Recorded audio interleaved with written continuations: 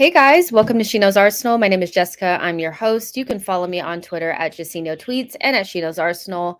Welcome, welcome, welcome. Not a great day. Let's just get this over with because I feel like we need to talk about this game, talk about the fallout after it, and just kind of move on. Before we get started, let me know if you guys can hear me and stuff. I'm outside enjoying the sun and the fresh air. So I know it's not my usual setup, but I wanted to do something different. But if you guys can't hear me, let me know and I'll switch some things around. Um, but yeah, things are not all that great right now. I do think that every time Arsenal loses a game, it's totally overblown by the media and everybody. Every game we lose is a big storyline. When we lost against Brentford in the first game of the season, the biggest deal in the world. Lose against Tottenham, biggest thing in the world. Every loss is like when we lost to Crystal Palace, it was like the biggest thing. And I just think, with the media and Arsenal in general, we don't have a great relationship with the media. It's been so many years where Arsenal have kind of been the butt end of the joke and they want to keep the status quo.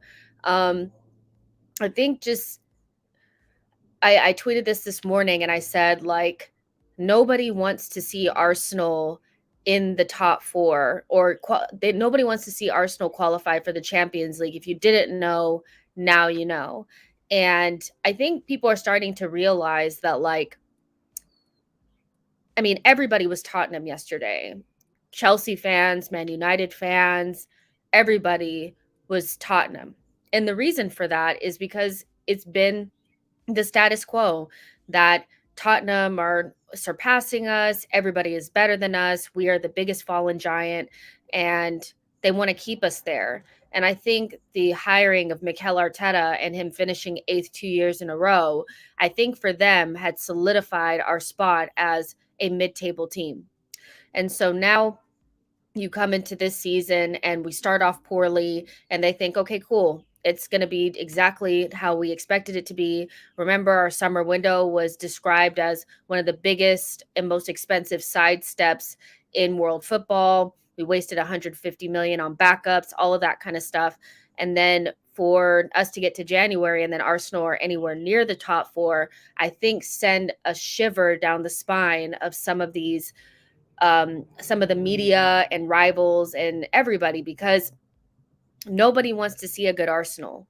They're perfectly comfortable with Tottenham being in the top four because they're not afraid of Tottenham. They don't worry about Tottenham. They know they'll never get to the mountaintop. Their best team that they've ever had never really surpassed us they never eclipsed us in any sort of way.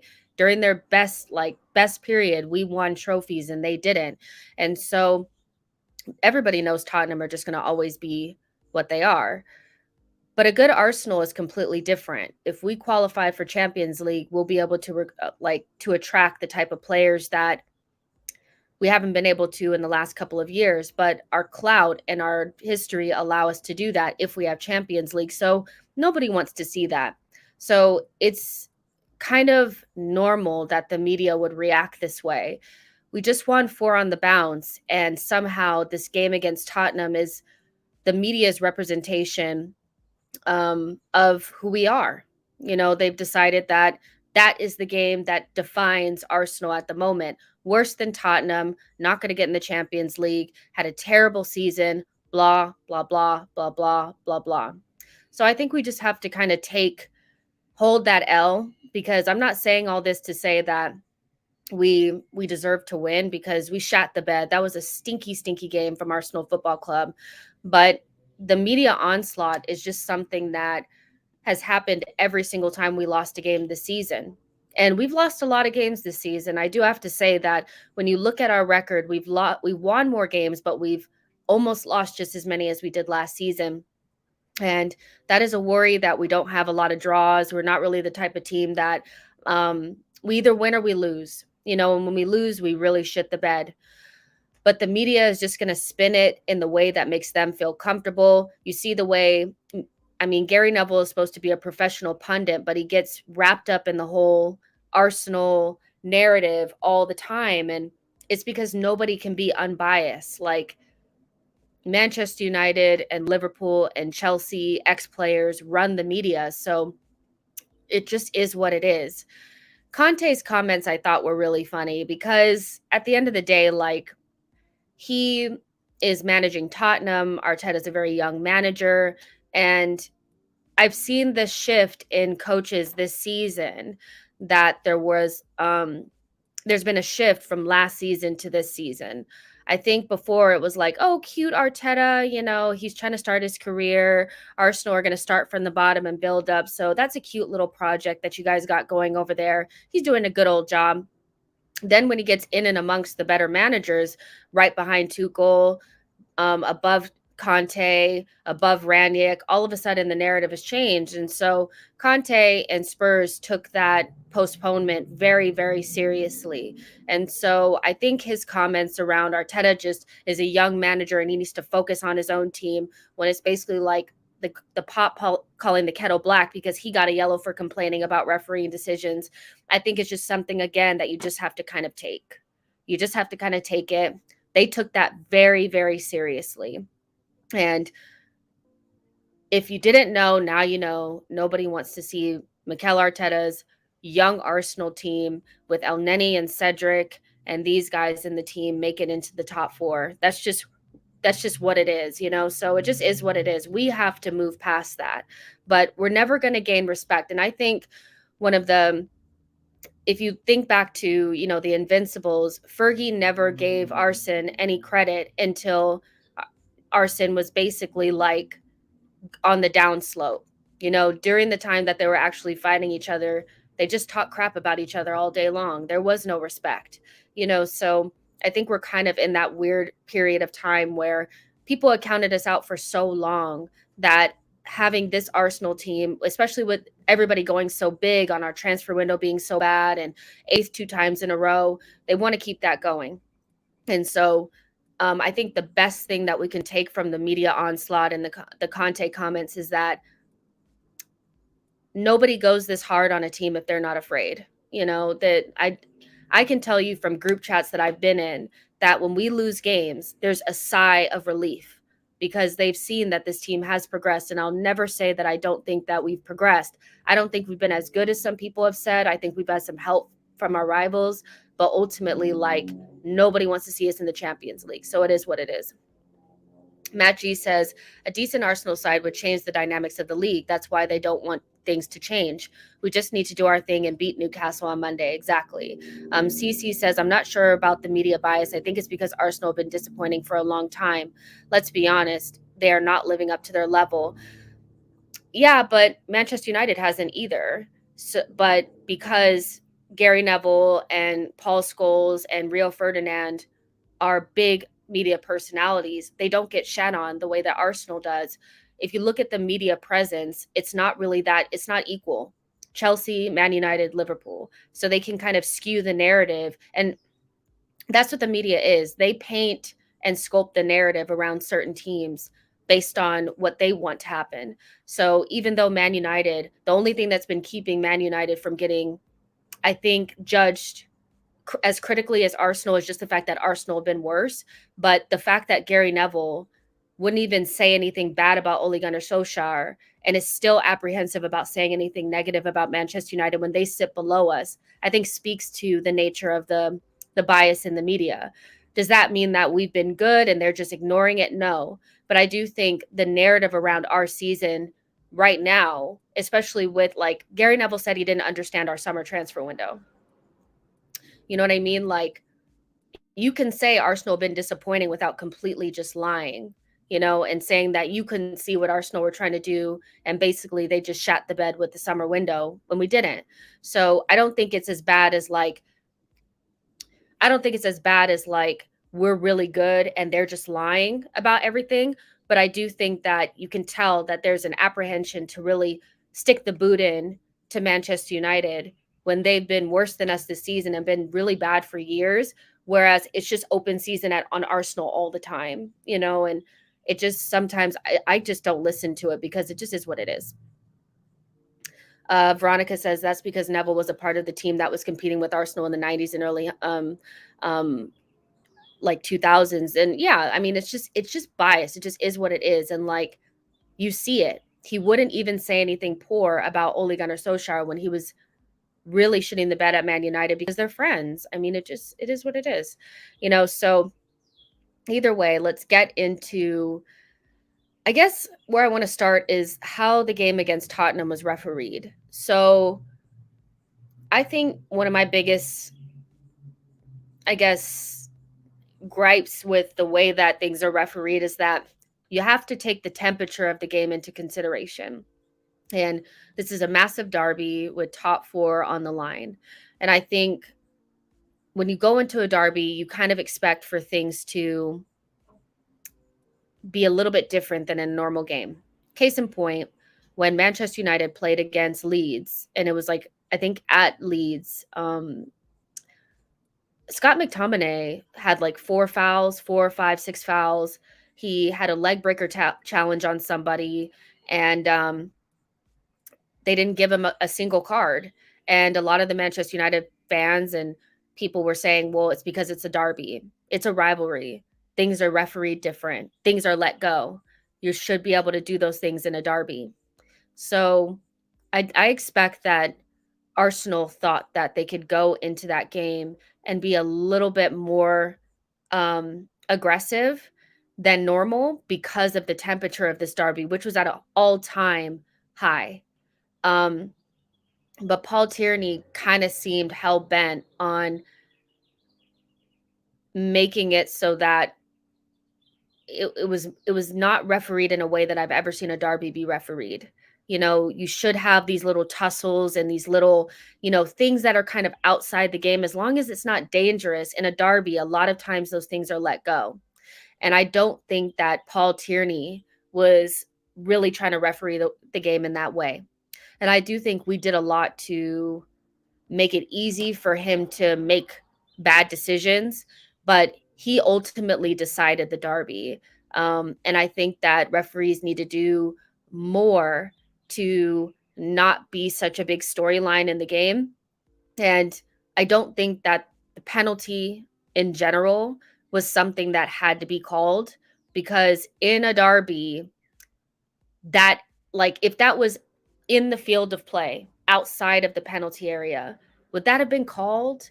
Probably not, so it was just strange the way it just felt like. And this is somebody who did the Tottenham Liverpool game and let so many things go. In particular, he let Harry Kane almost break Andy Robertson's leg and didn't give him anything but a yellow. He also didn't call a penalty, a clear penalty on Diego Jota. So he knows how to make these decisions in high leverage scenarios. And for this game to have been built up for so long from January, and for so many things to be on the line, for it to be done and dusted in the like initial 30 minutes was kind of like, wow, but at the same time, I do think that we had a lot of culpability in that. And you could see that we were nervous. We were getting, like, the occasion and the environment was getting into our brains. And like any Arsenal player under these circumstances, we always do something stupid. And so what are you going to do? When the referee has decided, and Paul Tierney made it very clear that that's how he was going to referee the game from the very beginning. Holding had 4 fouls in the first 30 minutes of the game. So his brain was just like not computing that, like, okay, maybe I need to just relax. And very similarly to like the way Gabriel got the red card against Manchester City, we can always look at it and say, like, okay, well, this is a high leverage game, a really important game. Why couldn't you just let that go? Ultimately, we did a lot to make it easy for the referee to make that call, and we're just not very smart. And so it's one of those where I can see where Arsenal fans are getting really frustrated. But I also think that, like, if you look on the balance of play and you look at the balance of the league, even though this one is going to be a really tough pill to swallow, I can probably think of 3 or 4 scenarios where things have went in our favor. So I'm willing to just kind of say we were stupid, and it's more about what we did in that game and less about how it was refereed, even though I am disappointed that he didn't just let the derby cook and he had to get involved. But what do you guys think about the way that the game was refereed? And how do you think that we were treated poorly? Do you think, that Paul Tierney, because I saw a lot of people saying Paul Tierney should never ref another game and all this kind of stuff. What do you guys think about that? Because I almost feel like whenever things don't go our way, we tend not to think about the fact that Ramsdale could have been sent off in the West Ham game. I felt like that did go in our favor. I think the penalty call, you could have looked at that, the penalty call that Saka had the other day against Manchester United. You could look at that. You could look at different scenarios, even Saka, like against Aspilicueta. Aspilicueta was stupid, but Saka also kind of hooked his arm around Aspilicueta. There's so many scenarios where I can look at it and say, on the balance of the season, that probably is just evening things out, especially over the last couple of games. But I think we're more stupid than there's a conspiracy against us in terms of the referee. I just don't think that we're very smart. When Son elbows Holding in the face, why doesn't he hold his head and flop around on the ground and try to get somebody to see, that he was elbowed in the face? He just didn't do anything.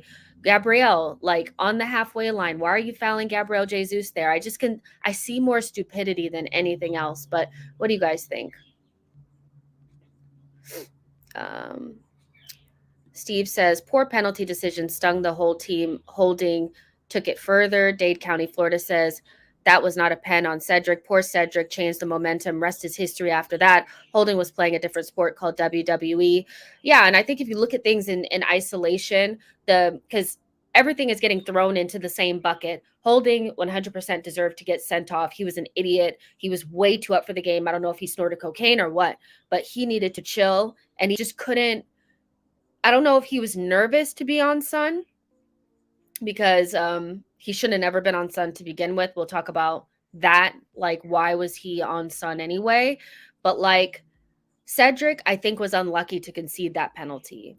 But also, I think Cedric should have never been in that scenario anyway. Still, like, I think Tomiyasu should have been on that side. So it was a soft penalty, but we've been given soft penalties as well this season.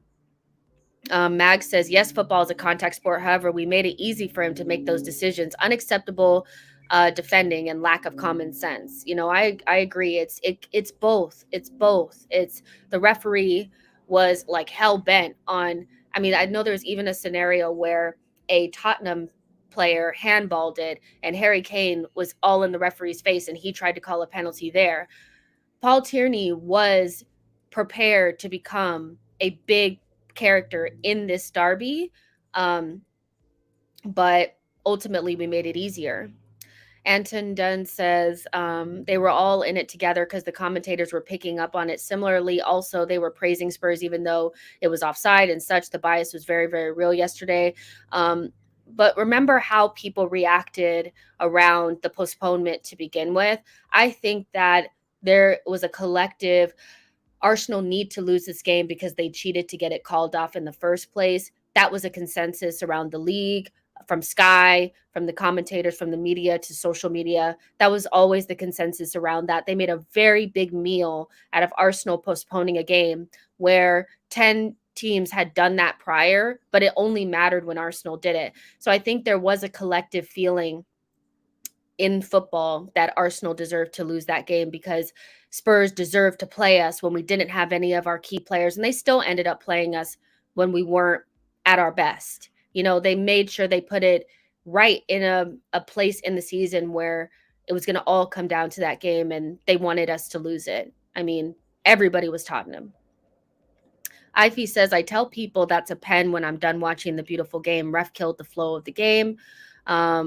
Saida says, when you compare the refereeing to the game in City Liverpool one, you can see that the ref had no control of the game. Despite this, Holding should have known better to not fall for Son's play acting.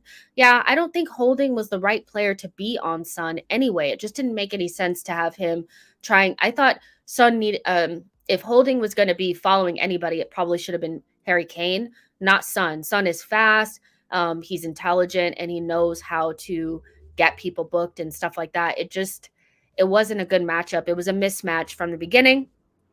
And our big games are not refereed the same. Like, I just feel like we never get to the meat of it. It never gets to cook, because it's like, okay, I'm going to get like both of our defenders are on yellows, or both of our midfielders are on yellows for minute one. Boom. First foul is a yellow. Like, it's just, we get hamstrangled very quick, and I feel like that needs to change. But it just seemed like Paul Tierney was just hell bent on being a big character, and so we didn't help it. So yeah. Steve said Arteta couldn't calm Holding after evident he was rattled by Son. I mean, it felt like it was informed. That was a tactic that Arteta wanted to use on Son, was to try to get into him and stick it to him, and it didn't work. I don't think Holding was doing that on his own. I think that was something that Arteta told him to do. I could be wrong, but there you go. Blaze says, Jess, I get what you said, but some Arsenal players let us down again with silly mistakes like Gabriel versus City, Holding versus Spurs. Yeah, exactly. I think it's both. I think if you realize, Holding should have realized early, and so should have Arteta, that the referee was he had already, like, Holding was booked so early. He had 4 fouls before he got the red card. So it's kind of like we should have made an early switch. And one of Arteta's, I think, things that he doesn't do well is react in real time. I know it was early, but you should have moved Tommy to Son's side and moved Cedric to the other side, and told Tommy to get onto Son early to relieve the pressure off of Holding. And you probably shouldn't have 2 backups on the same side trying to monitor one of the most informed wingers in the league in the most important game of our season. It just didn't make any sense. But hey, there you go. So let's talk about the tactics. I think, remember when we did the preview, you guys, I went back and forth for a long time on whether or not Tommy should have been on the left or the right. And I think ultimately I said I'd prefer to have Tommy at least on the side with Son, and just live with whatever madness happened with Tavares on the left-hand side. And that was before the game. There's been a lot of, oh, well, that's hindsight that Tommy should have been on Son's side. I don't think it was. I think a lot of us said that you need to put your best defender on Son. And Tomiyasu is also a right back. He can play left back, but I thought he was only playing left back because of Rafinha. So against Leeds, I thought it was like, okay, I just want to put my best defender on their best player. So for us not to revert back to Tomiyasu being on Son's side, I thought was a mistake, and was not hindsight. It was very clear from minute 1, we needed Tomiyasu on Son's side. And Tomiyasu could have bolstered Holding a little bit better than Cedric, because Cedric is just, he's not good enough. Holding and Cedric on the same side, where Son, that's their strong side, just seems so negligent, I think, from Arteta, to be honest. And that's not to really kick Arteta, but when you make mistakes, sometimes you need to be called out on it. And I wouldn't be surprised if he was thinking today, like, maybe that was a mistake. I know that Tavares is not great, but I'd rather have one sure thing than no sure thing, because it just didn't make sense to have Cedric on the side with Son. I didn't see it where that made sense. So I thought that was a mistake from Arteta. And then the whole Holding is not smart enough to, and I'm not saying like he's dumb, but he doesn't have that cuteness that he would have needed to play against Son and to follow him in the way that I think Arteta told him to. Maybe Ben White could have done it because, Ben White's good at the play acting, and he's good, like the way he did with Connor Cody, and the way he did, like, the little trips and stuff where people weren't looking. White can do that. Holding cannot. So I thought that if Arteta had told Holding, you know what, I want you in the shorts of Son. I want you to hit him every time you can. I want you to try to get in his head. Holding is not good enough or smart enough to do that. That was dumb. So I thought that was kind of off. I don't really blame Arteta for not going like 3-4-3 or whatever, because then it's difficult to get Odegaard in the team. I know Odegaard had a bad game, but it's difficult to do that when you go to a straight up 3-4-3. But I just don't understand why Tomiyasu wasn't on Son. I just don't. I will never understand that decision. It's not hindsight. It was obvious. And I think you let them off the hook. Where Rafinha was so obviously devastated that he saw Tomiyasu instead of Tavares. I think Son would have felt very similarly seeing Tomiyasu, but when he saw Cedric and Holding, I'm sure he was like, this is going to be an easy day out for me. And so I don't really understand that decision. What do you guys think? Let's see. Steve says you were right about Tomiyasu and Son. See, my thing about like even being right about it, I just think it was obvious. Like, I don't think anybody. Hold on, really quick, you guys. Let me get my dog. Give me 1 second. She's barking. Give me 1 second. Bella.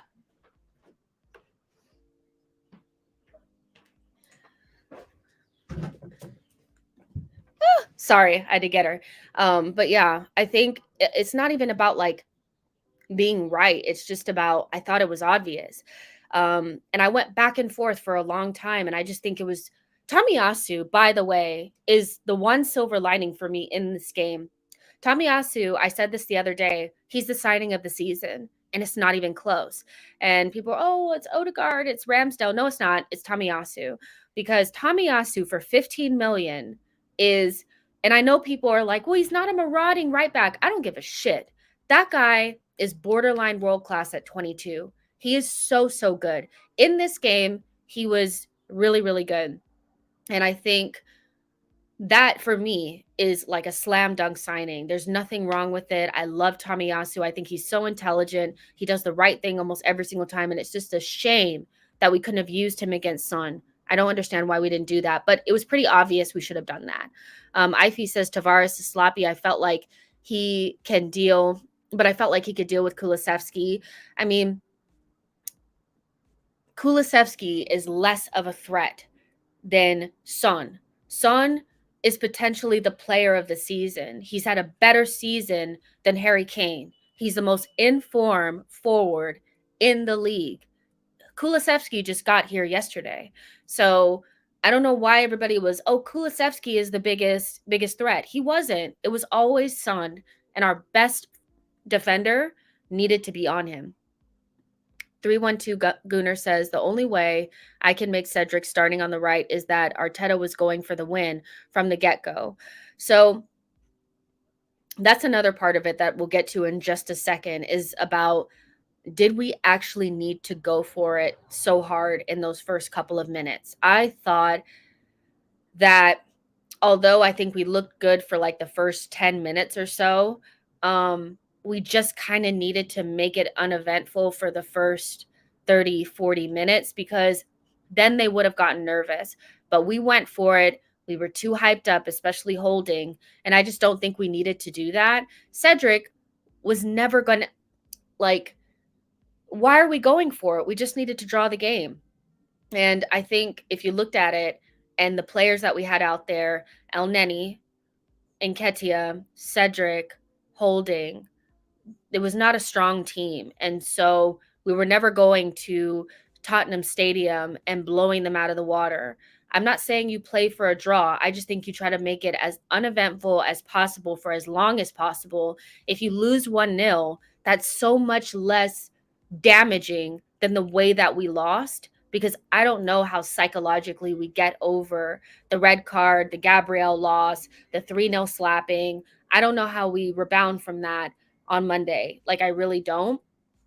But Cedric going for it, for what? Like, we just needed to draw the game. But you could tell that they really wanted to win it there. And I almost think that shot us in the foot.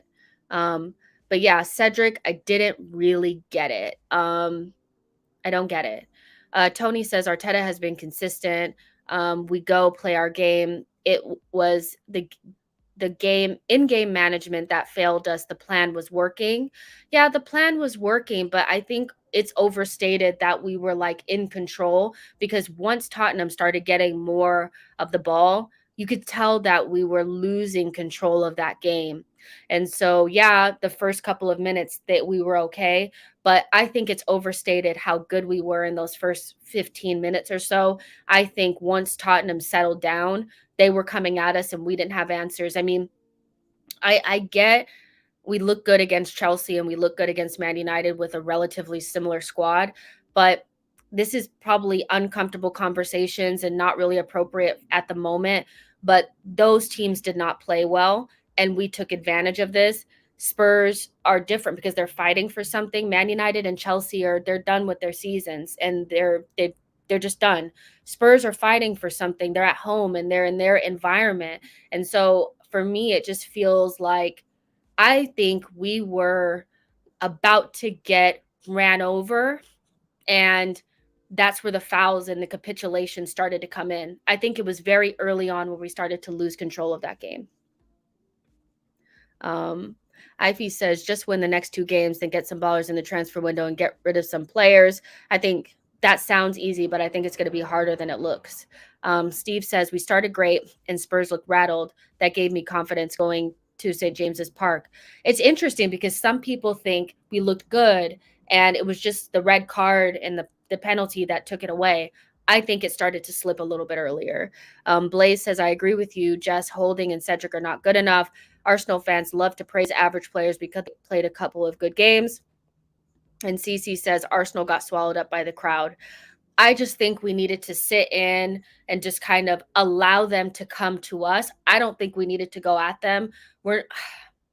That's just me, because I just thought that like we just needed to make that crowd calm down a little bit, and they would have started to second guess themselves had they not gotten that early penalty. But we did all of the things that we said not to do. Don't give up an early goal. Don't give up don't get a red card. Don't get injured. All the bad things happened in that game, and I don't know. But let's talk about the penalty.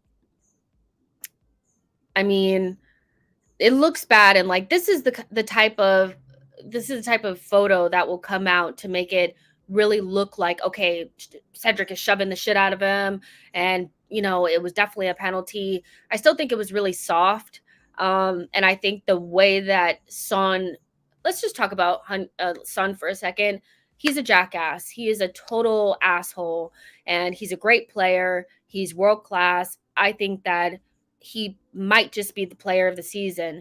But the way people talk about that guy, like he's some nice, like good old, no, he is an SOB. And he does a lot of flopping and a lot of manufacturing of calls and a lot of Broadway like acting. And this was no different. He kicked his legs up in the air and it was very, all that kind of stuff that he always does. We got suckered into it. Paul Tierney was dying to call that penalty. And so I think it was soft. I think Cedric is unlucky there, but with the way that Son, did his like, thing, and the crowd and Paul Tierney was just like dying to do it. So we gave up the early goal that we didn't need to give up. From that moment on, I have to be honest, you guys, because I was at work and it was in between like rehearsal and actually going live, and I was watching it on my phone, and I can't lie, from that moment I felt it was done, because we don't come back. We weren't coming back from that. I didn't think we would completely capitulate, but Kane and in the referee's ear, the fans, Son's acting, it was just a nice little cocktail to make it really easy for the referee to give the penalty. But did you guys think it was a penalty or no? Tony says literally every corner was worse fouls than that. It's never a pen. Cece says Arsenal could do with a few Sun type players. I mean, we did have one. His name is Matteo Guendouzi. I think that we have a lot of nice players right now, but we don't have enough smart players that do little cunning things to like get an edge up. There's nothing. This is the game. The game is the game is the game. So as annoying as Son is to me, Spurs fans fucking worship him. They don't care that he's a flopper and he does all that shit. They don't care. And if he's on your team, you love him. Just like Bruno Fernandes. He's an asshole, but if he's your asshole, you love him, right? So I do think we need more intelligent players. I do think we need more game players, but we also need players that aren't stupid enough to get caught up into this. Son played the shit out of Cedric and Holding in this game. And so fair play to him, but he played the crap out of them. And so we're just not smart enough. Ben White is a game player. He's the only player on our team that I feel like has the ability and the intelligence to play the game at that level. We just don't have enough of them. Let's see. Don B says, facts. He always acts so innocent. I mean, that's just how he is. Like, we all know he's an SOB. Reload says, Son plays the game. Make no mistake. He's in the dark arts 100%. And I think Arteta wants our team to play in those dark arts. And in some games, we've done it really well. And others, we haven't. There was a period of time in the middle of the season where we were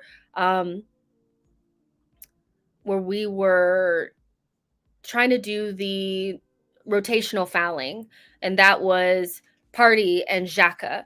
They were so bad at it because they're not smart enough to do the rotational fouling. They don't know how to do, and also you have to be really good to get away with it. I also think that you have to almost win the respect to be able to do those things the way Rodri and Fabinho can continuously, do the rotational fouling without getting cards. Thomas Partey and Xhaka were getting cards like on their first foul. And so I think Arteta wants our team to be able to do those things. One, we don't win enough games to get away with it, and we're not good enough, and we're also not smart enough. But I do think Arteta wants it. I think Arteta wants us to do those things. Saida says, why do you think under Arteta we seem to struggle to either draw or win a game once we're 1-0 down? I think it's a mentality thing. I think this also goes with like the early shouts about how we would score a goal and then kind of retreat. I think it's just mentality and a little bit of inexperience. You need to do it a couple of times to build up that muscle memory that you can come back. And I think that we don't draw enough games because we don't have enough experienced good players to weather storms when things are not going our way. So when things aren't going our way, we cave to that. When we get a goal scored on us, then we turn around and we either give up another really soft one, like against Liverpool. They scored a goal on us, an easy one on the front post at the beginning of the second half, and we turned around and pulled our pants down and let them do it again to us, right? And so I think that's just a mentality thing. We don't have enough experienced players to help us weather the storm, and our young players just succumb to that level of pressure. And when things aren't going our way, we just shit the bed even further. So I think the coming back from adversity is more like, it's just all a mentality thing. And it's hard for Arteta, I think, to instill that kind of mentality into the players because he's so inexperienced as well. So I think it's something that will build up over time. But yeah, when you have more experienced players, I think you can sense when things aren't going your way. And instead of like what Holding did was exacerbate the scenario, they make changes in game to make sure that we don't completely capitulate. So yeah, the penalty is what it is. I think it was soft, but we made it easy for them to call it. Tony says we have good players, but our game changers haven't developed put the game on their back yet. Yeah, and a lot of our good players are so young and inexperienced, they disappear in big games. And I saw the talk about Odegaard. I get it, but when you're down to 10 men, usually your 10 suffers anyway. I mean, at that point, game was over, and I know we expect a lot more out of him, but Saka, Odegaard, Martinelli have not really gotten to the point in their progression where they show up in big games. They can beat up on the small teams all day long and look really good, but I think that takes time, and we also need better players around them. It doesn't help that they're playing with these average fringy guys. It just doesn't. So yeah, CC says, I like that about Ben White. He winds a lot of people up. I mean, Ben White did those little kicks when he did on those players because he knew that he wasn't going to get called for it. You know what I mean? Like, he did it in a slick way. And yeah, like at some point it may catch him up, but he's really good at kind of like getting the calls. He didn't get one against Southampton because I don't think he rolled around enough for it. But Ben White is our only player that I think has that game player ability in him. So yeah, King Hoddle says, I'm hearing a lot of excuses and a lot of deflection. The elephant in the room isn't being addressed. A rookie and tactically limited manager and countless overhyped players. Where was Saka? I mean, are they overhyped, or are they just young players that are really good but just haven't progressed enough? Like, I think at the end of the day, it's not really what you're saying. I think there's the complete deflection from everything and saying that it's the referee and everything was out of her control. And then I think your description of it is completely on the other end. And again, nothing is ever as bad or as good as you think it is. It's always somewhere in the middle. We have a lot of young players that are really good, but I don't think that they're overhyped. They're young. They're going to make mistakes. We have average fringe players that are playing a lot of minutes right now, and the luck just ran out with them. But does that mean that this particular game is a reflection of who we are in the grander scheme of the season? I don't think so. And so I don't think it's an excuse to say that, you know, we imploded, but the referee had a lot to do with it and we just weren't good enough. I don't really see a lot of people doing like full on deflection, but I think we have to recognize that the referee had some culpability in it, even though so did we. So I kind of get what you're saying, but I think a rookie tactically and limited manager with countless overhyped players, I think that that's a total overreaction and just very much on the other side of complete deflection. It's somewhere in the middle. Because if we turn around and win our next games, will our players look overhyped and all this kind of stuff? They lost to Spurs, but they beat Man United, they beat Chelsea, they beat West Ham. They just won 4 games in a row. But somehow this game is the only one that's mattered in the grand scheme of the season. I don't buy that. I don't think you can make a definitive, like, this is who we are based on this game. Let's see. So let's talk about Rob Holding just really quickly. He's completely annoyed me. I'm sorry, but like this guy, like this is what I'm saying about some of these players, right? Like, and this is not to say that Rob Holding hasn't done good things this season, along with Cedric, along with Nketiah, along with El Neni, but you can't rely upon these players for long periods of time in the season. Our luck just ran out with them. I think we played a couple of games. They did okay, but this is just too big of a game for Rob Holding, and especially not with like our regular back line. Like if Tierney is there and Tomiyasu is on the right of him, I think we're okay. But with Cedric and then like the midfield in front of him is not very good. And it's just kind of like not the right scenario for him. But he was just so dumb in this game. And there's really no way to get around it. I don't think he was unlucky. I think he played straight into Son's hands with this. And I don't understand why he was tasked with Son in the first place. And he just shat the bed. 4 fouls before the red card is really, really poor.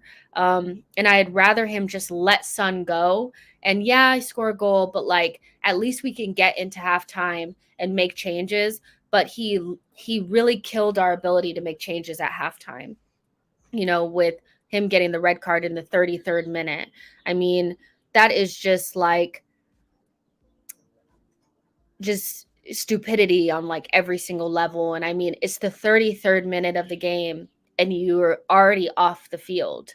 It's just crazy to me. And so, not saying that Rob Holding and these fringe players haven't done a good job up until this point, but they are bang average. And these are the same players that people want to rely upon in our European competitions, in our group stages of cups, and I really think we need to get our up our standards a little bit in terms of what a backup should look like. I think easily if Saliba comes back, this is fixed. If Saliba comes back, it's fixed, because Rob Holding is not the next guy up.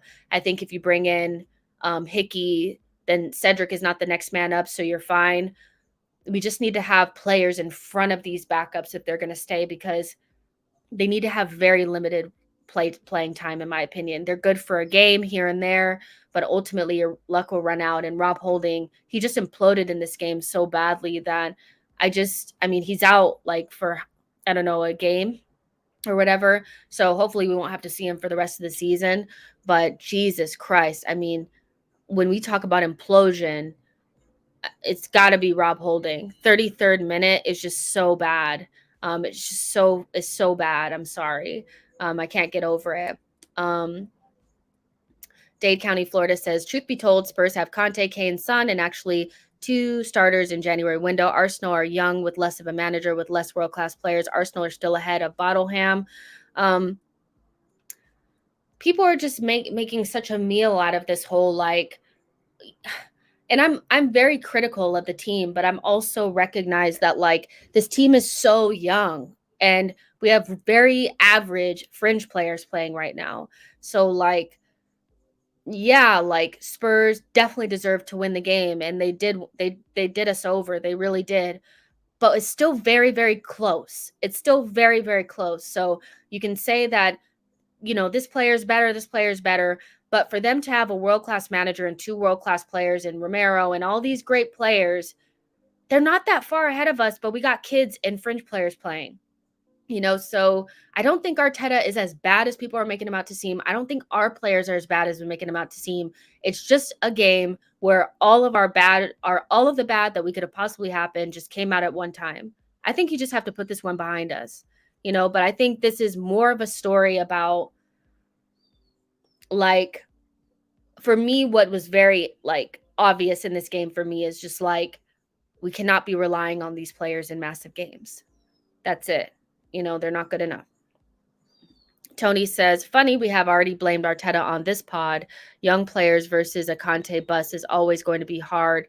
I think that Arteta did make mistakes in this game, but do I think that it's solely on him? No, I think you can talk about a performance and compartmentalize it and place blame on certain points without saying it's Arteta's fault. I don't think it's Arteta's fault that Rob Holding was stupid, but do I think we should have put Tommy on the right-hand side? Yes. You know what I mean? So I think Arteta made a mistake, but I do think the players have a lot of culpability in this. I think it's just it's a cocktail, you guys. It's not one thing or the other. Anton Dunn says, you're right, Jess. Most of the top players right now are not having the impact when they were this young, so it'll pay off for us, you'd think. That's what I'm saying. I feel like people are looking at our players and saying, why aren't they stepping up in these moments? And then they'll say well, what about Foden? Look at the team that Foden's playing in. Look at Kulusevski. Look at the other 2 attackers that they're playing with. Other young players are not playing with other 20-year-olds. And yeah, that's a choice that we've made, but ultimately it doesn't change the fact that they're not shit. They're just not quite where we need them to be. King Hoddle says, Kulusevski is 22 and he's better than Saka, Smith Rowe, Odegaard, and Martinelli. Okay, that's your opinion. If you're an Arsenal fan, you can't possibly think that. Kulusevski is a good player, but he's been playing at Tottenham for 5 seconds when, how could you say he's better than Bukayo Saka?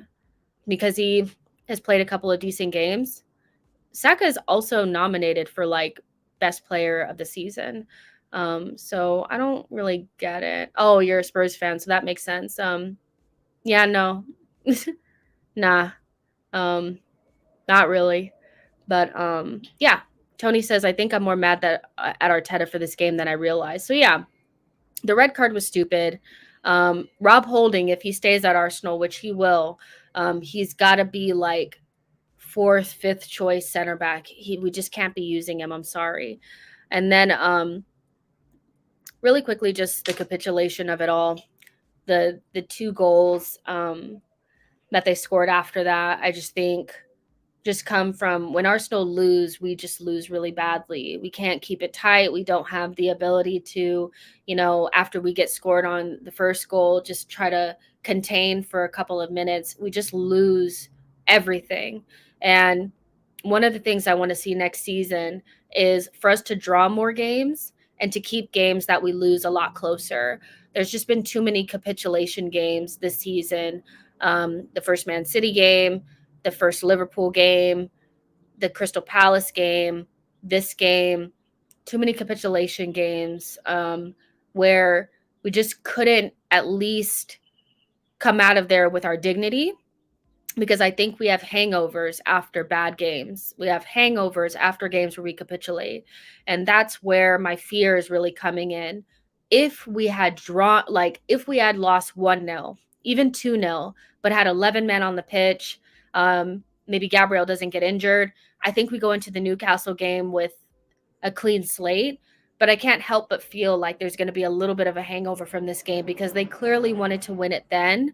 And we lose games in threes as well, which is really scary.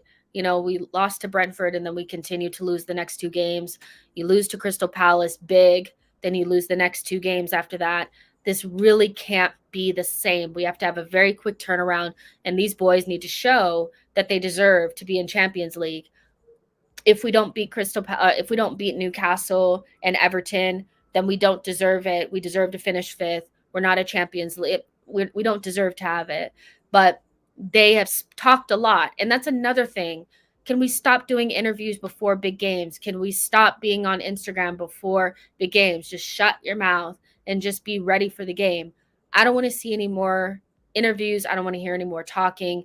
They just need to concentrate for Monday, because that's a huge game. And that capitulation, it just always kind of has a hangover into our next couple of games. And this cannot be 3 games on the bounce losing. Newcastle is not an easy game. I see people saying like they're a bottom half team, but on the form table, which is something Arsenal fans like to use a lot, they're 4th in the form table. They have nothing to play for. They'll be playing in the sun at St. James's Park in front of their fans, ahead of a huge transfer window and a lot of positivity around their club. They're going to relish in trying to stop us from getting top 4. They're not going to just roll over and just let it happen. So I think we have to be very, very smart, and we're going to have to really put Newcastle in a position on Monday where they say it's not worth it. It's not worth fighting for it. We're on the beach. Who cares? But if we tempt them with a good day out on Monday, we'll lose. We will. This is not the same Newcastle that we've been playing. I watch them every single time, every single game, because you guys know I love Bruno Guimaraes. I think he's an excellent player. And are they great? No. When they played against the better teams, have they pretty much lost all of them? Yeah. But we are not at our best. We're probably going to have a makeshift back line that consists of Cedric and Tavares off of the back of a really terrible loss against our biggest rivals, with top 4 on the line, with Eddie and Nketiah up top, with El Neni in our midfield. And I think some players carrying some injuries as well that are really tired. So it's going to be a lot harder than people think. I think Newcastle, if you get over that hump, we'll get it. I think we'll beat Everton on the last day. But if we don't, I don't know. I don't know, you guys. But that capitulation, that hangover, whew, we know is bad. CC, thank you so much for the super chat. I really appreciate it. Says, people criticize Odegaard saying he doesn't perform in big games, but does he get the chance to play when players get sent off in big games? Like, I think criticism of Odegaard comes from, like, one, rival fans start it because they know he's good and they don't feel like we should have a player of that quality. And then it trickles down into our fan base, and then we start to pollute our own fan base with this type of bullshit. Odegaard is 23 years old. He's a very good player. He's had more good games than bad games for us. The bad part is that the bad games have come in big games, and so he doesn't look like a big game player. But what I see is that the team just doesn't perform well in big games in general. And so when you have players getting sent off, what, this season, how many players have we had sent off? 5 or something like that? It's been quite a bit. And I think he's played in almost all of those games, right? So I think it's like, I don't know. I feel like Odegaard has had some good games in big games, starts of big games, like starts, like it's just been like starts, glimmers, a little bit, but he's still young and we still don't have that good of a team. Like I really think people, like, as much as I rate our young players, I don't think the players around them are very good. I don't. I think without the striker, without experienced attackers, without at least 2 more midfielders, without the fullbacks, we're just not that great. And so what do you expect them to do? Odegaard needs to step up more, but ultimately if we don't have the ball and the players in the back are shitting the bed, what do you expect them to do? Now, sorry, there's a a plane. But Odegaard, yeah, he had some bad shots and stuff like that, but he's had way more good games than bad. The amount of chances that he's created in the league this season shows that he should have more assists anyway. So yeah, like I don't really buy this whole our players are just really overhyped. I think also like the reason why they say that we're overhyped is because our rivals spend time in Arsenal Twitter, and when they see us say, "Oh my gosh, Saka and Odegaard and stuff are so good," what they hear is, "Oh, Arsenal fans think that their players are way better than everybody else." I don't think Saka is better than Son. I don't, but just us saying that he's good and he's having a really good season and he deserves to be in the England national team and he deserves praise means that we think our players are better than everybody else's, and so the target is on their back. Nobody thinks Odegaard is better than Kevin De Bruyne, but if we say that he's really good and he's one of the best creative players in the league, which he is, they hear he's better than Kevin De Bruyne. And so it's always this overreaction and all this kind of stuff. I don't think they're overhyped. I think when you look at some of the things that other really good coaches have said about our players, I forget who it was, but they were saying that Emerson kept 2 of the best wingers in the league quiet yesterday, or Sessegnon or something like that. The way that Klopp talks about Martinelli and Saka, the way that they're linked with other teams, and it makes sense. They're not overhyped. They're young, and we're putting too much on them right now, and we expect them to be performing like some of the best players in the league that are 6 years older than them. It's just ridiculous. And you have to also think about these other young players that you see.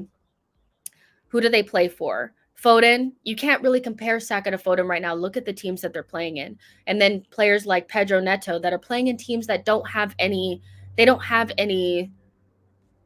not under any pressure to do anything. They could just be young players. Our young players are being tasked with carrying a fucking team, a fallen giant into the next era of this club. I don't get it. Like, you know what I mean? I just don't get it. Leave our players alone. Saida says, I've noticed that Ben White and Odegaard are always the first ones to be criticized. This probably comes from fans still feeling underwhelmed with the summer signings, even though I like them both. It's confirmation bias. A lot of people went really big this summer on our transfer window was shit. And then because we started playing well, they just wait for games where they feel like it's a good time to shit on them to get those points back out there. Ben White and Odegaard have been really good signings. The only signings that haven't been that great are Sambi and Tavares, and that's because they haven't been able to deputize for key players in when they've been injured. So speaking of injuries, Gabriel's hamstring. I really hope he's okay to play, but hamstrings, you can't really come back from them really quickly. So it's really unfortunate that we had to do the trifecta: penalty, red card, injury, and an injury to a key player at that. So I don't know what we do for Newcastle, but it looks like we might be looking at Tomiyasu at left-sided center back, Ben White, who's coming off of an injury, who was probably lucky to be on the bench against Spurs. I think he's not 100%. but he's pushing himself to try to be fit for Arsenal. And then Cedric and Tavares. Whew, that sounds really, really scary. Away from home, at St. James's Park. I just don't think like I think our attacking players are going to have to be really, really on point, because I think we're going to concede. I just don't think that's defense is going to be good enough. But we're just going to have to make do, aren't we? And the worst part about yesterday was seeing Saliba trend. I think that was it's just, again, like every loss is confirmation bias, right? When we lost against Brentford, it was, oh, look, we shouldn't have spent that money on Ben White because look, he got beat up by Tony. Every game has some narrative to it. And this game was, where's Saliba? Why is Saliba not there? We should have Saliba there. And I can't lie. I do think that, Saliba probably would have been fine in a backup role, but I'm also not like devastated that he went on loan to apply his trade. But not having Gabriel, not having Tierney, having a makeshift, having to play Tavares in a really important game, having to play Cedric in a really important game, just as stinky as usual. And I'm not feeling it. But how are you guys feeling off of the back of Gabriel's injury? I'm sure nobody's feeling too good about that. Robert Joseph says our back line is light for the last 2 games, no pressure. Anton Dunn says our attackers actually need to make runs and less predictable in that game. Of course, clinical. Josh says it's not biased. Saliba would have been needed now. Steve says, give us some hope just for Monday. I mean, I will try. I will attempt. Mohammed says Arsenal must sign other defender this summer to solve our problems this summer. I mean, I guess because we're going to be playing in so many more games next season, and we've seen that Gabriel and Ben White are really going to have to build up that stamina that other, like, more experienced players have. It takes time to build up the stamina to be able to play 38 games a season and to play all the European matches. So ultimately, we're going to need some backups, and they're going to need to be good. And I've seen enough from Holding to know that if something were to happen at the business end of next season, I don't want to see him. I don't. I want to see somebody better than that. Saliba could be that, but what if he gets injured? So, and obviously Pablo Mari will leave, but I don't think we'll buy a center back. I do think it'll be Holding, Saliba, and Ben White and Gabriel. I still think that just the idea of Holding playing games for us next season makes me a little bit like, but it just the way the cookie crumbles because we have so many things to do. But yeah, our backups are just not good enough right now. Hightower says when we lose hard. Exactly. Let's see. Yusuf said Holding and Cedric should leave, man. I'm fed up. I mean, we knew that they weren't good enough, but it's just confirmation after confirmation after confirmation. I don't know why people think that like we can survive because we're going to have to use them. Like, you know what I mean? And they're just not 1 or 2 games is fine, not 6, 7, 8 games. Mackie says we need a proper left back. A Tierney injury has killed 2 seasons in a row. We're going to have a lot of conversation, depending on where we finish as well. Like, if we don't make Champions League, I think it'll ultimately go back to what we did last summer. And although I think Ramsdale and Ben White, Odegaard and Tomiyasu have been slam dunks, Sambi and Nuno have not been. And when the whole entire window was good, those were not good because they were meant to deputize for 2 of our most injury prone and most important players. Without Tierney and without Thomas, you just can't play the same. And so they're too far away from being starters for Arsenal. And it doesn't mean that they're not good players. But ultimately, I think Edu, with those 2 signings, have shit the bed. And so for me, it's not so much about injuries because once you know something about your players, once you're informed, it's no longer about injuries. It's about how you deal with them. I don't think having Tierney and Thomas are such big problems if you have suitable backup. I don't think we have this level of drop off. I think we get out of the hood with better backups. And so you can see that they've already kind of maybe understood that Nuno wasn't good enough with the clear links to Aaron Hickey, who's a two-footed, more experienced, more like Tierney left back that can also play right back. But I wonder what we're going to do in midfield, because I personally don't think a combination of El Neni and Sambi is good enough to deputize for Thomas Partey next season, especially because we'll be playing more games. But it is what it is. Vitaliano says Kolasinac is not worse than Tavares. Terrible business we did there.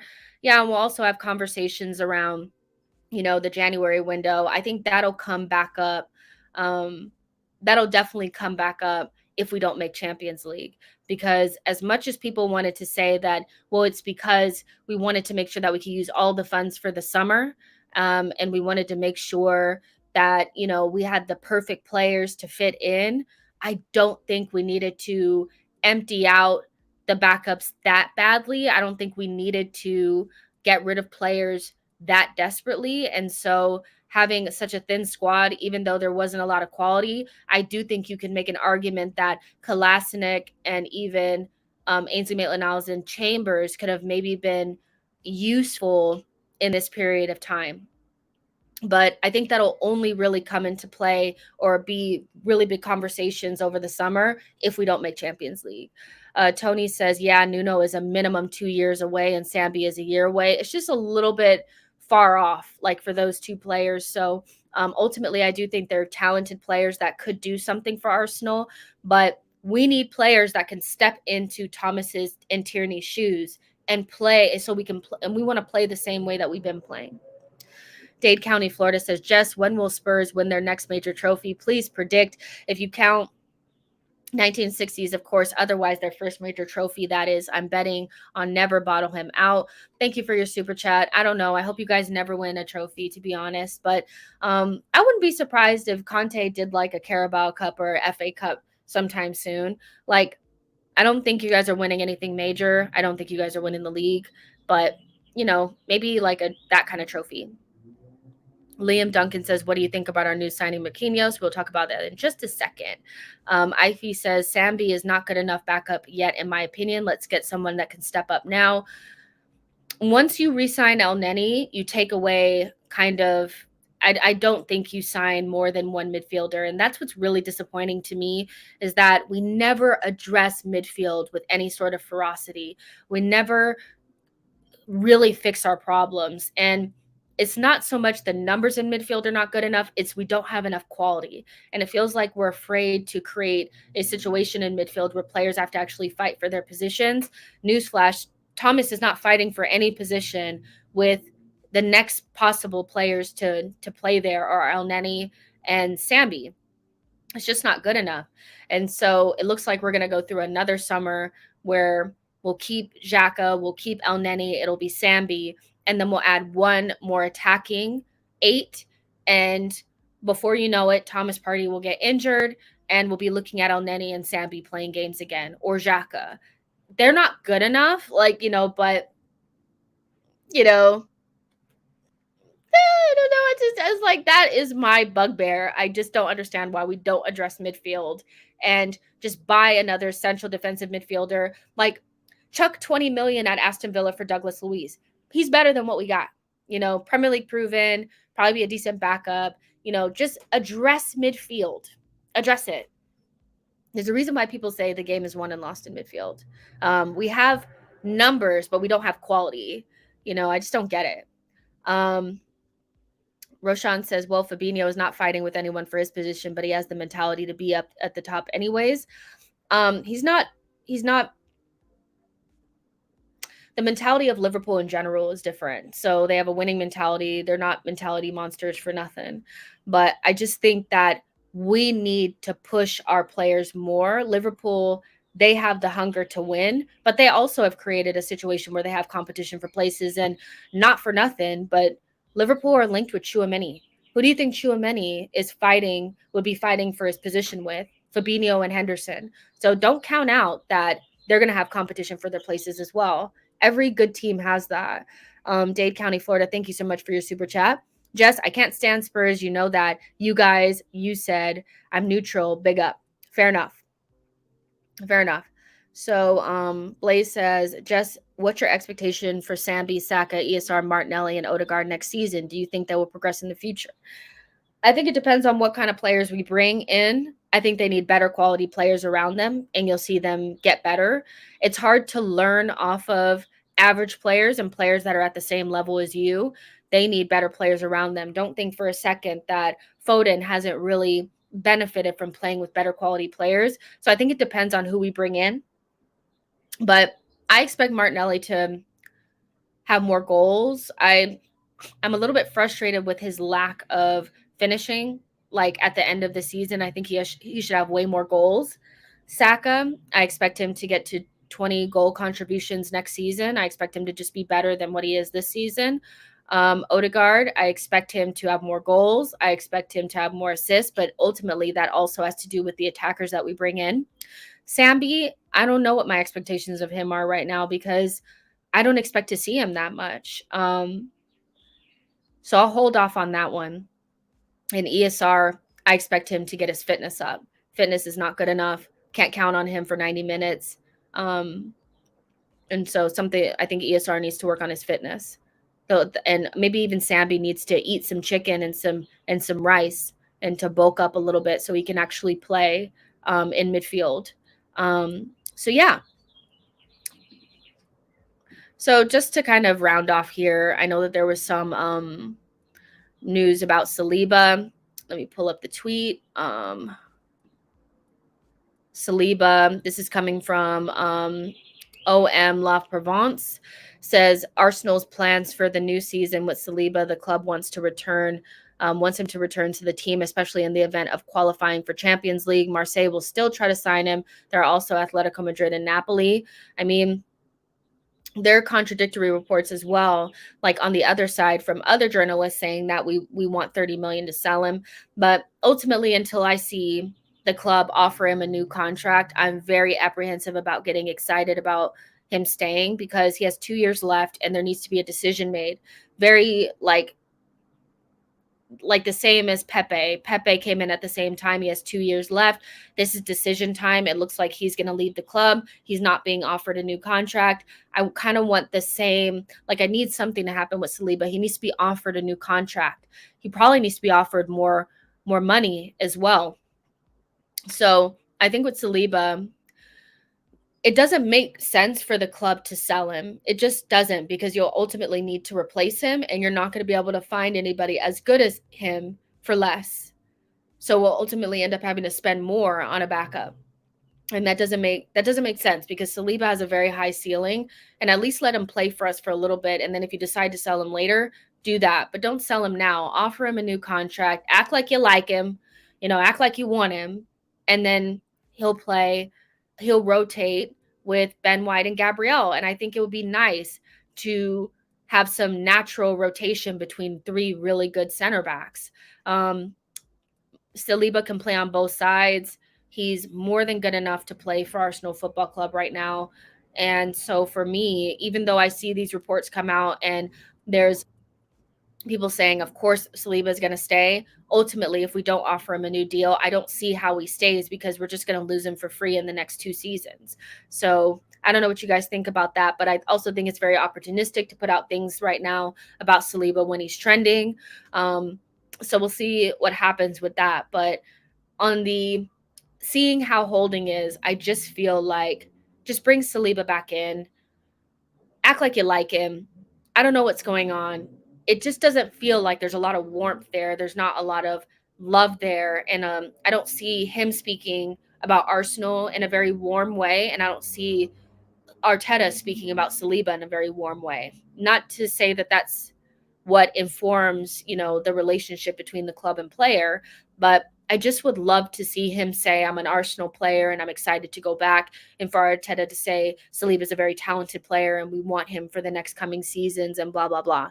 I think it would just clear shit up. Like, Saliba is too good to sell right now. And if you sell him, you're not going to get more for him than what you paid, even though we did overpay for him in the beginning.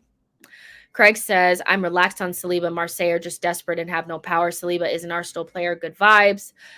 Tony says Saliba stays. Our center back three will have plenty of minutes. Chelsea Life says Arsenal definitely will be 100% finishing fifth. Ify says, but Arsenal doesn't rotate players, though. Or Arteta doesn't rotate players, though. He only makes changes when players are injured. I also feel like that has something to do with the fact that Arteta doesn't trust the players that are the backups. You know, he doesn't trust Pepe. He doesn't trust Cedric. He doesn't trust like those guys. So I think if these are players that he brought in, which Saliba is not technically, but if you were to give him a new deal, then yes, then maybe he would rotate more. But he has to, like, he's gonna have to do it. And he didn't rotate as much this season than he did last season. When we were in more competitions, he rotated a lot more than I thought he needed to. So I think when we're in more competitions, he naturally will. But we just need more quality in those backup positions. I mean, it's just not good enough. Like Mackie says, Pepe got a new agent. I think that pretty much says that he's out. Ify says the Saliba news is exhausting. If we want to keep him, I say we keep. If we want to sell, then we do it as well. I mean, it's just on and on and on. Let's see. Christopher says if we make Champions League next year, seeing us rotate will be interesting. Yeah, I mean, just think about like those away grounds. So I don't think like necessarily like I think the Champions League quality is definitely there. But I think the most difficult part about playing in Champions League is playing at those away grounds that you're not really used to and the whole environment of it all. And I just don't think we have the type of quality in our backups to trust them playing away from home in full stadiums against like, you know what I mean? Like I just don't trust them. Like I just don't. And a lot of them have never really played Champions League. Like Cedric's never really played Champions League. Oh, has Holding played Champions League before? I'm not sure. Maybe he was here when we had it, but he didn't really play a lot of minutes in it. You know, Saida says if Arteta doesn't trust some of those players, then he should be moving them on so we can get better quality. It's hindering us. I mean, I do want us to move on from some of these guys. Saliba must be offered a new deal. If he doesn't accept, I try to swing a deal with Milan to bring Leao in. I mean, that's a good shout. I don't know if Milan would necessarily want to sell Leao. You know, I think they're trying to wrap up a new deal for him anyway. And if they wanted to get rid, they probably want 75 million or some like astronomical number like that. But Saliba needs a new deal, period. Blaze says, I think Saliba wants to stay, but he will come back to Arsenal in the summer. I just think we need him to come back. Marquinhos. So there was a report that came out, I think it was yesterday during all the madness, but this is coming from Global Esporte. I'm pretty sure that this is a Brazilian publication saying Sao Paulo have received an official offer for the winger Marquinhos 19 from Arsenal. The Brazilian club are set to accept the offer. They also say that the deal could be done very soon. And it's also, so Marquinhos, this is how Renato, who is a Brazilian expert, kind of described him. He's your typical Brazilian winger. His strengths are his pace, dribbling, agility, creativity, technique, and acceleration. Have to improve his finishing, though. Promising player, won't cost more than $5 million. Very low risk signing with potential. So one of my biggest, I guess, agendas against Edu is that I don't think he's good enough, and I think we should have the best in class in terms of a director of football. I think that's what Arsenal deserves. But if Arsenal doesn't have that, I would expect us to have a director of football that has connections that could put us ahead of the curve in a certain market. And because he's allegedly a South American expert and has the most connections in that area, I expect to get Neymar before he becomes Neymar. I expect to get Gabriel Jesus before he becomes Gabriel Jesus. And I feel like we haven't had those types of signings come in just yet. Very disappointed that the Brazilian that he decided to give us was Willian. And he's been trying to chuck Arthur Melo at us. And even though I like some of those players, I want them before they become that player. I feel like that's the only thing that makes sense for Arsenal Football Club, is to have a direct connection and to South American youth talent and to get in front of the line. And over the past couple of years, Man City has really dug their feet into the South American market. Real Madrid have also done that. You've seen that with Rodrigo and Vinny Jr. They really took it very personal when Barcelona got Neymar. They didn't want that to happen again. Oh, I'm sorry, you guys. I'm going to have to wrap this up. The gardener's here. But the gardener's here. But, oh, I'm going to have to stop recording. Hold on, you guys. Actually, give me 1 second. I want to finish the show. Give me 1 second. This is so...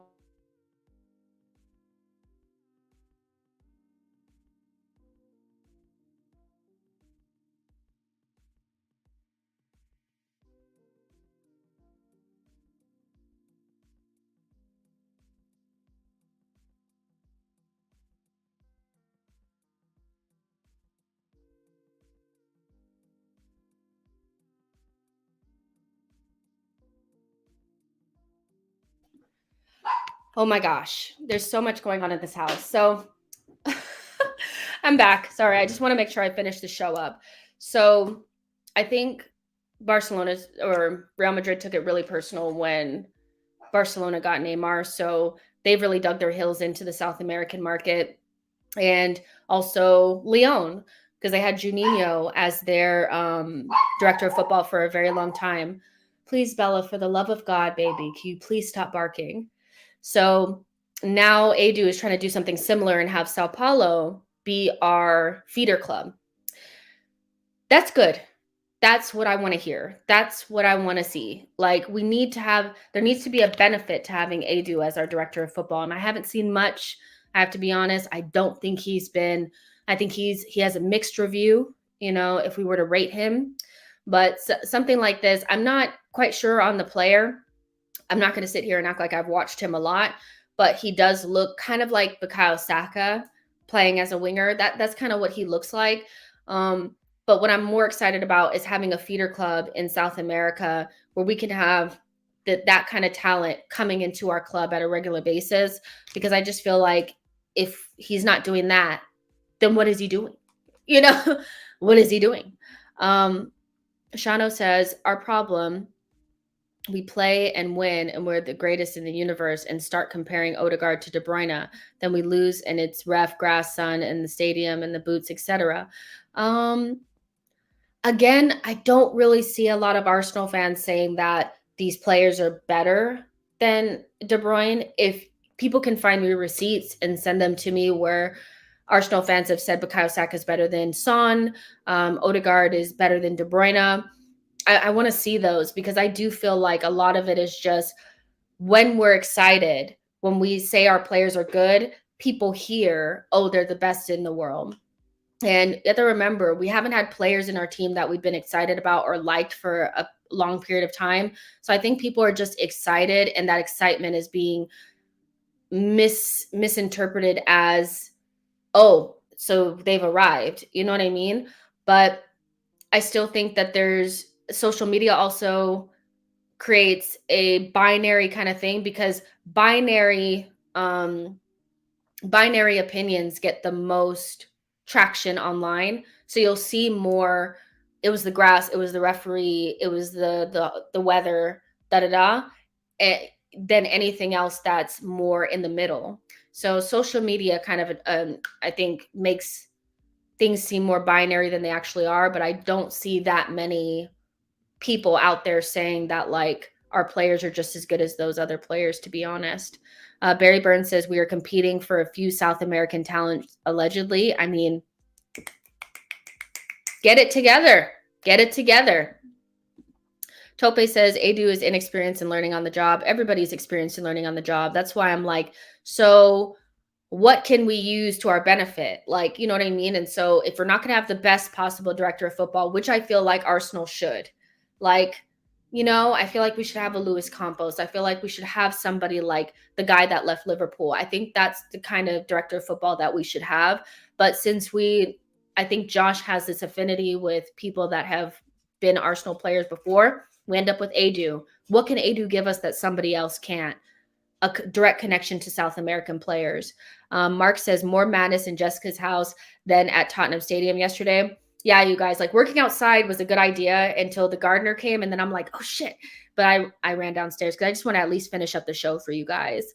Yeah, we're gonna do. Let me see. Today is Friday, so I want to do a preview probably no, I'm gonna do a preview on Sunday because tomorrow I'll be with LAFC, so preview on Sunday for sure.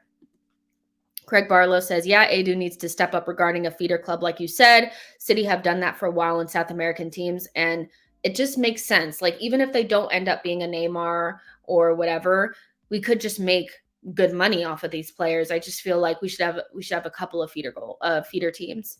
Saida says, weren't we linked to Luis Campos last season? We were, but we only wanted to give him a consultancy role. I think something similar to what Ranić was doing at Manchester United.